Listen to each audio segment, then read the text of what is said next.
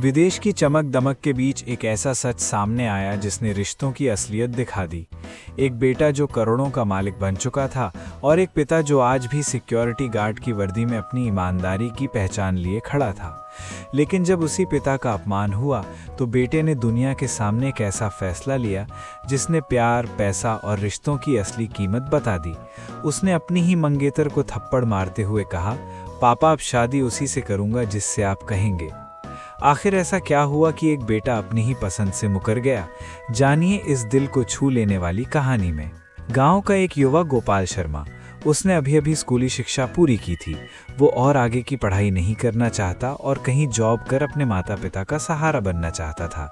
उसके पिता आलोक शर्मा और माता जानकी शर्मा चाहते थे कि उनके जीते जी बेटा आलोक की शादी हो जाए, लेकिन गोपाल शादी के लिए तैयार नहीं था।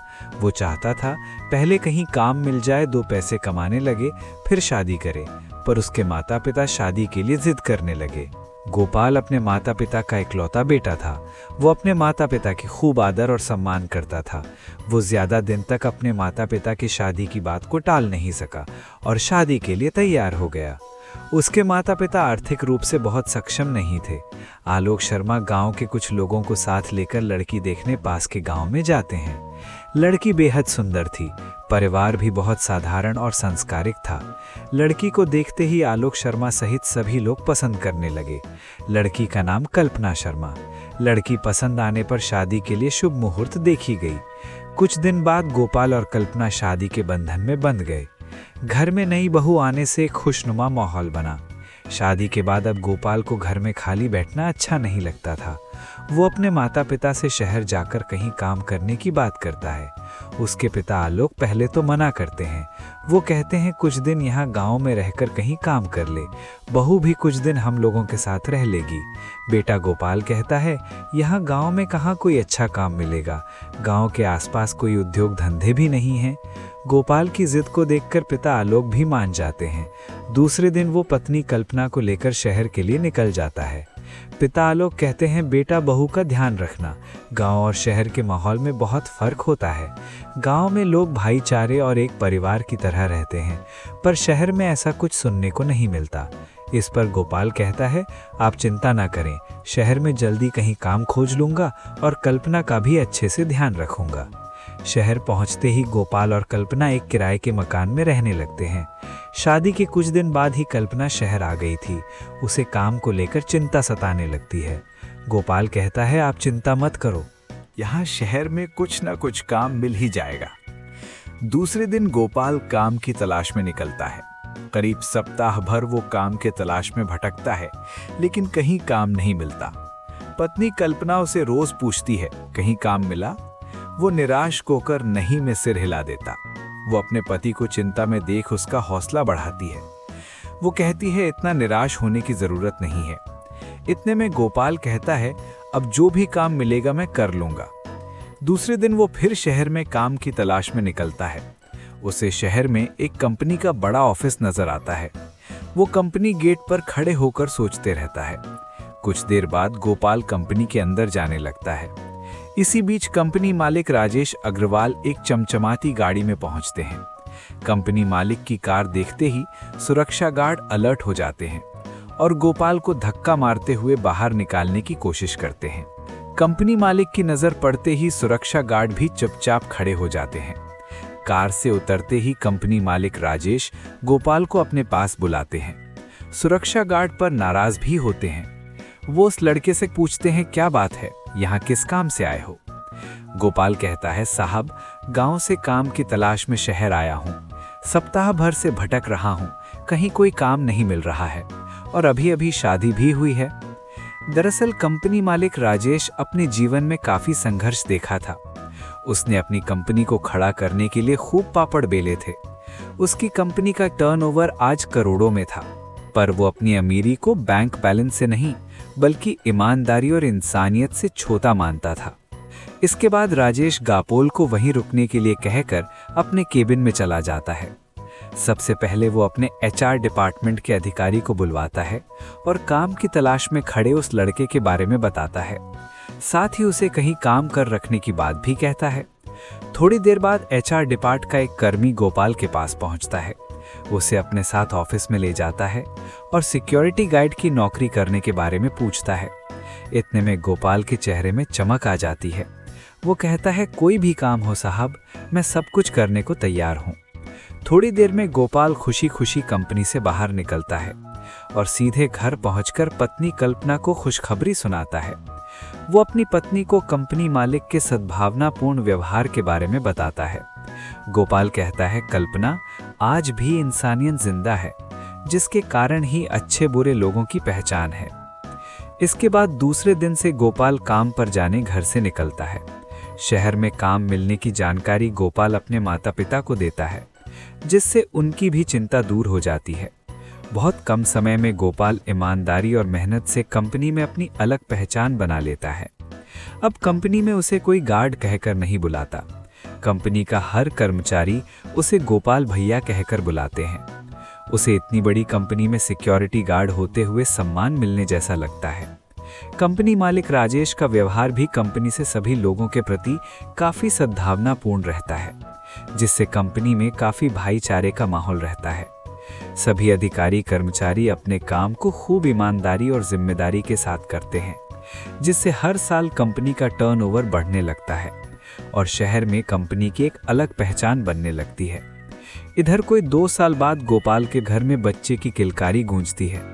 अस्पताल में कल्पना बच्चे को जन्म देती है। पहले बच्चे के रूप में बेटे को पाकर घर में खुशनुमा माहौल बनता है। ये खबर सुनकर गोपाल के माता पिता भी अपने बेटे के पास शहर आ जाते हैं। 3 दिन बाद कल्पना को हॉस्पिटल से छुट्टी मिल जाती है। बच्चे का नामकरण संस्कार होता है और बच्चे का नाम रखा जाता है संदीप।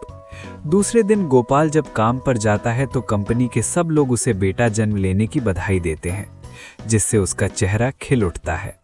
कंपनी में वो एक सिक्योरिटी गार्ड की नौकरी करता था, लेकिन उसे कभी ऐसा नहीं लगा कि वो नौकरी करता है। गोपाल सिक्योरिटी गार्ड का यूनिफॉर्म पहनकर भी गर्व महसूस करता है, क्योंकि जिस कंपनी में वो काम करता है वहां भाईचारे के साथ इंसानियत भी जिंदा है। समय के साथ बेटा संदीप की उम्र बढ़ते जाती है। बेटा अब वो स्कूल जाने के लायक हो गया है। गोपाल अपने बेटे का दाखिला शहर के एक अच्छे स्कूल में करवाता है। संदीप बचपन से बहुत चंचल और उसका दिमाग भी तेज चलता है। वो स्कूल जाने से पहले ही बहुत कुछ पढ़ना लिखना सीख गया था, जिससे उसके माता पिता भी हैरान हो जाते हैं। संदीप को स्कूल के सभी शिक्षक एक होनहार बच्चे के रूप में देखते हैं कि कक्षा में उसका रिजल्ट भी टॉप रहता है। संदीप का सपना अपने बेटे को कंपनी मालिक राजेश अग्रवाल की तरह एक बड़ा कारोबारी बनाना था।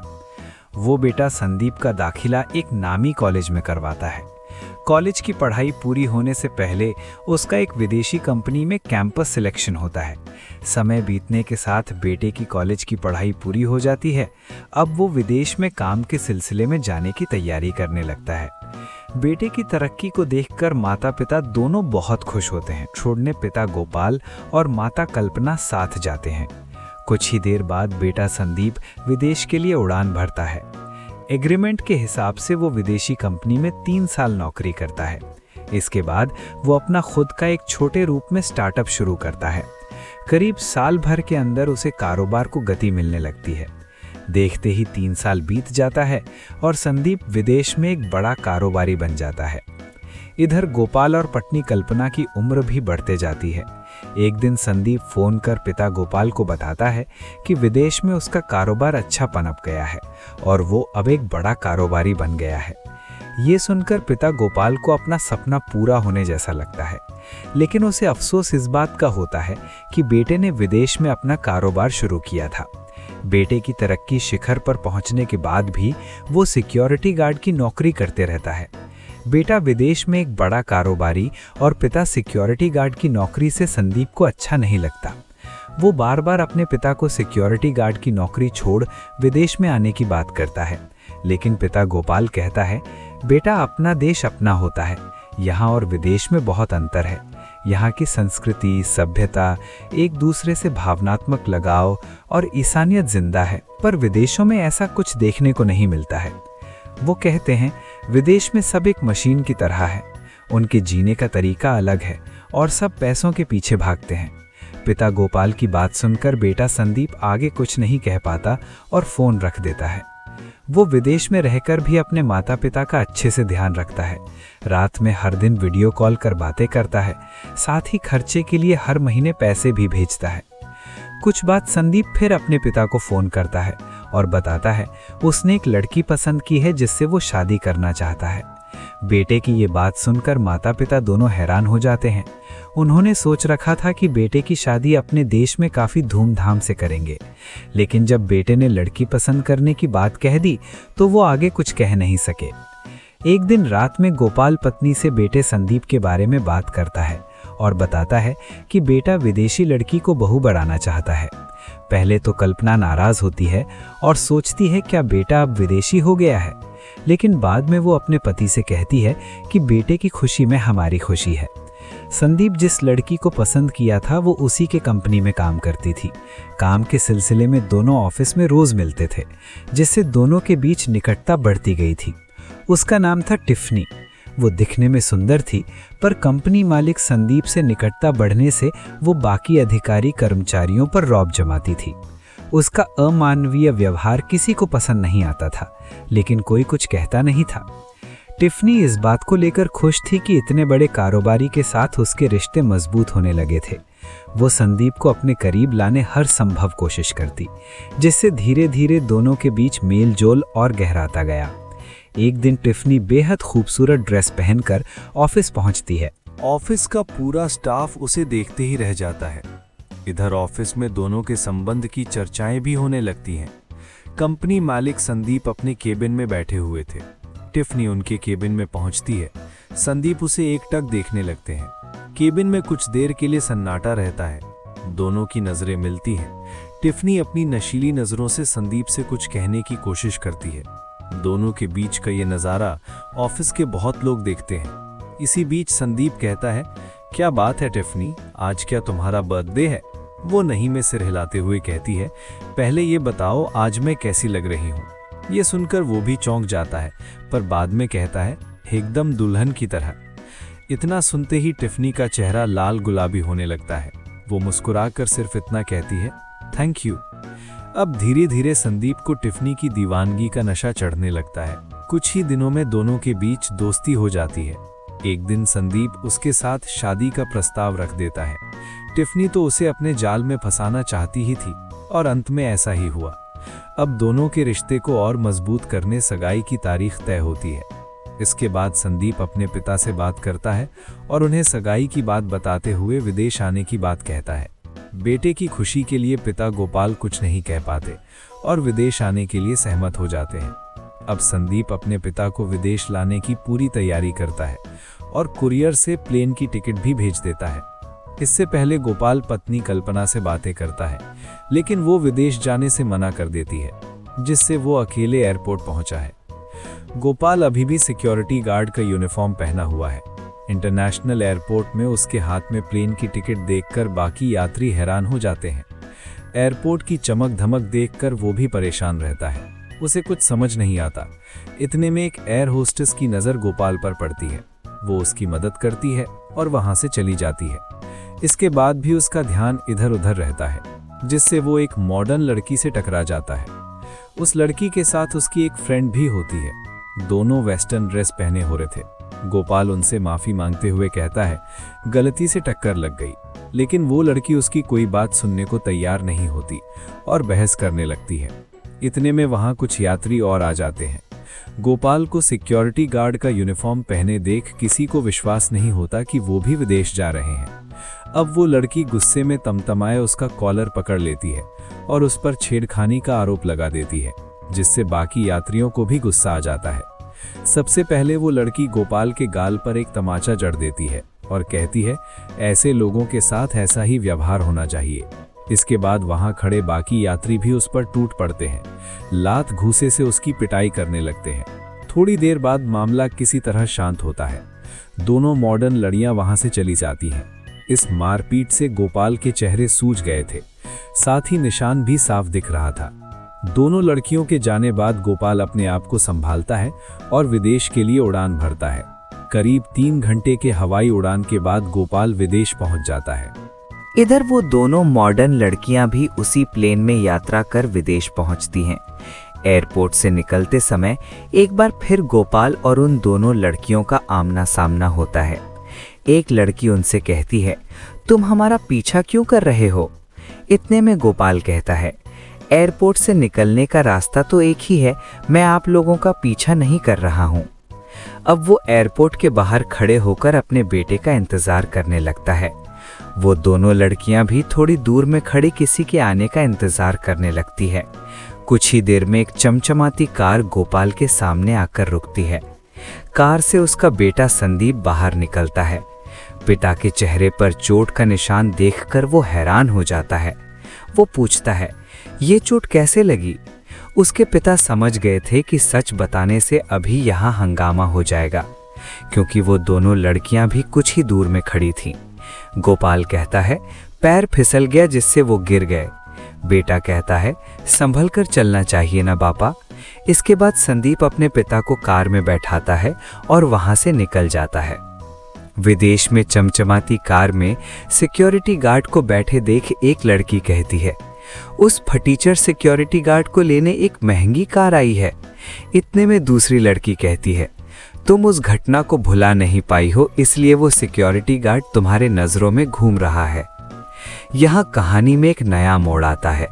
दरअसल वो दो मॉडर्न लड़कियों में से एक लड़की संदीप की मंगेतर टिफनी की बहन थी।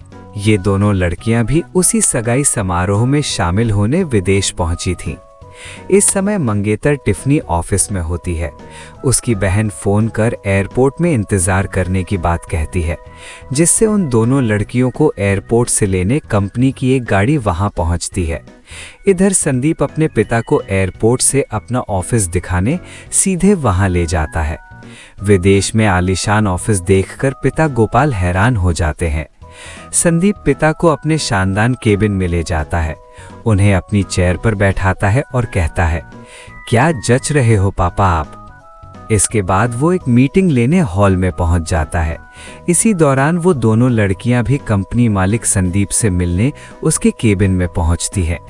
केबिन के रिवॉल्विंग चेयर में सिक्योरिटी गार्ड गोपाल को देखकर उनकी आंखें फटी की फटी रह जाती है। एक लड़की उनसे पूछती है, तुम यहाँ क्या कर रहे हो? वो कहते हैं, मैं संदीप का पिता हूँ। पर वहाँ खड़ा स्टाफ और दोनों लड़कियां ये मानने को तैयार नहीं कि वो संदीप के पिता हैं। इसके बाद लड़कियां गोपाल पर चोरी का इल्जाम लगाती हैं। केबिन में उनके साथ मारपीट करने के बाद कंपनी के सिक्योरिटी गार्ड को बुलवाती है और उसे धक्के मारकर बाहर निकालने की बात कहती है।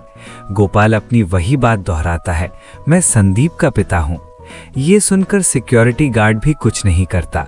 तब मंगेतर की बहन सिक्योरिटी गार्ड के गाल पर एक तमाचा जड़ते हुए कहती है, तुम जानते नहीं मैं कौन हूँ? वो कहती है कि मैं इस कंपनी की होने वाली मालकिन की बहन हूँ। इसके बाद कंपनी का सिक्योरिटी गार्ड केबिन में हुए मामले की जानकारी सिक्योरिटी इंचार्ज को देती है। थोड़ी देर में सिक्योरिटी इंचार्ज भी वहां पहुंचता है। अपने स्टाफ के साथ मारपीट करने के मामले को लेकर गुस्सा जताते हुए मंगेतर टिफनी की बहन को एक तमाचा जड़ देता है। वो लड़की गुस्से से तिलमिला उठती है और अपनी बहन टिफनी को फोन कर केबिन में बुलाती है और एक बनावटी नई कहानी सुनाती है। इससे टिफनी भी गुस्से में आ जाती है। इसके बाद टिफनी सिक्योरिटी इंचार्ज से गोपाल को केबिन से बाहर निकालकर कचरे में फेंक देने की बात कहती है। अब सिक्योरिटी गार्ड भी घबरा जाता है। एक सिक्योरिटी गार्ड गोपाल के मुंह में रुमाल ठोस देता है ताकि वो चिल्ला ना सके और ऑफिस में कोई नया हंगामा ना खड़ा कर दे। उसके चेहरे को भी एक कपड़े से ढककर उसे 3 सिक्योरिटी गार्ड धक्का मारते हुए ऑफिस के बाहर निकालते हैं और कचरे के ढेर की तरफ फेंकने ले जाते हैं। इसी बीच कंपनी मालिक संदीप मीटिंग खत्म कर अपने केबिन में पहुंचता है। वहां अपने पिता को नहीं देखने पर वो परेशान होता है। केबिन के चारों ओर इधर उधर देखने लगता है। इतने में उसकी नजर खिड़की की ओर जाती है। वो देखता क्या है, 3 सिक्योरिटी गार्ड उसके पिता को धक्का मारते हुए ले जा रहे हैं। ये देखकर संदीप आग बबूला हो जाता है। वो दौड़ते हुए सीढ़ी से नीचे उतरता है और सीधे अपने पिता के पास पहुंच जाता है।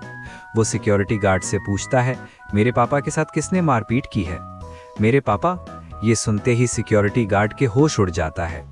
इसके बाद वो सिलसिलेवार पूरी बात कंपनी मालिक संदीप को बता देता है। तब संदीप सिक्योरिटी गार्ड से कहता है, शाम को सगाई समारोह है, तुम 8-10 अपने साथियों को लेकर वहां पहुंच जाना। शाम को एक आलीशान होटल के शानदार गार्डन में टिफनी, वो दोनों लड़कियां और उसके परिवार वाले बैठे हैं और संदीप के आने का इंतजार कर रहे हैं। टिफ़नी खुशी के मारे फूले नहीं समा रही थी, क्योंकि आज संदीप और उसकी सगाई की रस्म पूरी होनी थी। टिफ़नी सोच रही थी कि अब वो एक बड़ी कंपनी की मालकिन बनने वाली है। इसी दौरान संदीप अपने पिता को लेकर होटल के गार्डन में पहुंचा है। उसके साथ 8-10 सिक्योरिटी गार्ड भी होते हैं। इन सभी को देखकर टिफ़नी, दोनों लड़कियां और उनके परिवार के लोगों का होश उड़ जाता है। खासकर टिफ़नी की आंखें गोपाल को देखकर फटी की फटी रह जाती हैं। वो उसके पैरों में गिरकर माफ़ी मांगने लगती हैं। इतने में सिक्योरिटी गार्ड उन सभी पर टूट पड़ते हैं। लात घूंसे से उनके साथ जमकर मारपीट करते हैं। टिफ़नी बार बार हाथ जोड़कर गोपाल और संदीप से माफ़ी मांगती है। गोपाल उसे नज़रअंदाज कर देता है और बेटे संदीप से कहता है, बेटा, ये हमारे घर की बहू बनने के लायक नहीं है। अब संदीप अपने पिता के आंख में बहते आंसू को देखकर कहता है, पापा, आपने सही कहा था। विदेश और अपने देश में बहुत फर्क है। वो अपने पिता के सामने हाथ जोड़कर कहता है, पापा, अब मैं जिसे आप अपना बहू बनाने चाहेंगे, मैं उसी लड़की से शादी करने के लिए तैयार हूँ। बेटे की बात को सुन पिता गोपाल के चेहरे पर मुस्कान आ जाती है। वो अपने बेटे को गले से लगा लेता है। इधर बेटा संदीप के आंसू बहने लगता है। वो भी अपने पिता को सीने से जकड़ लेता है और एक ही बात कहता है, मुझे माफ कर देना पापा। ये कहानी एक साधारण परिवार के बेटे गोपाल की है, जो अपने माता पिता के संस्कारों के साथ शहर जाता है और मेहनत से अपनी पहचान बनाता है। उसका बेटा संदीप पढ़ाई और मेहनत के दम पर विदेश में एक बड़ा कारोबारी बन जाता है, लेकिन ऊंचाई पर पहुंचने के बाद भी वो अपने पिता के संघर्ष और संस्कारों को समझ नहीं पाता। जब वो एक विदेशी लड़की से शादी करने का फैसला करता है, तो हालात ऐसे बनते हैं कि उसके पिता का अपमान उसी लड़की और उसके परिवार के सामने हो जाता है। सच्चाई सामने आने के बाद संदीप को अपनी गलती का एहसास होता है और वो अपने पिता के सम्मान के लिए अपनी मंगेतर तक को ठुकरा देता है। अंत में वो अपने पिता से माफी मांगते हुए कहता है, अब मैं शादी वही करूंगा जिससे आप कहेंगे। दोस्तों, ये कहानी हमें इंसानियत का पाठ पढ़ाती है। इंसान की असली पहचान उसके पैसे से नहीं, बल्कि उसके संस्कारों से होती है। माता पिता का सम्मान हर रिश्ते से ऊपर होता है। जो व्यक्ति अपने माता पिता की इज्जत नहीं कर सकता, वो किसी का सच्चा साथी भी नहीं बन सकता। विदेश की चकाचौंध भले ही बड़ी हो, लेकिन अपने देश के संस्कार और रिश्तों की गर्माहट अनमोल होती है। और सबसे बड़ी बात, सही समय पर लिया गया एक सही फैसला पूरी जिंदगी बदल सकता है। दोस्तों, ये कहानी आपको पसंद आई हो, आपके दिल के कोने में कहीं जगह बनाई हो, तो प्लीज़ इस वीडियो को लाइक और कमेंट कर हमारे चैनल शोरगुल टाइम्स को सब्सक्राइब ज़रूर करें। अब अगली कहानी तक के लिए इजाज़त। नमस्कार, धन्यवाद।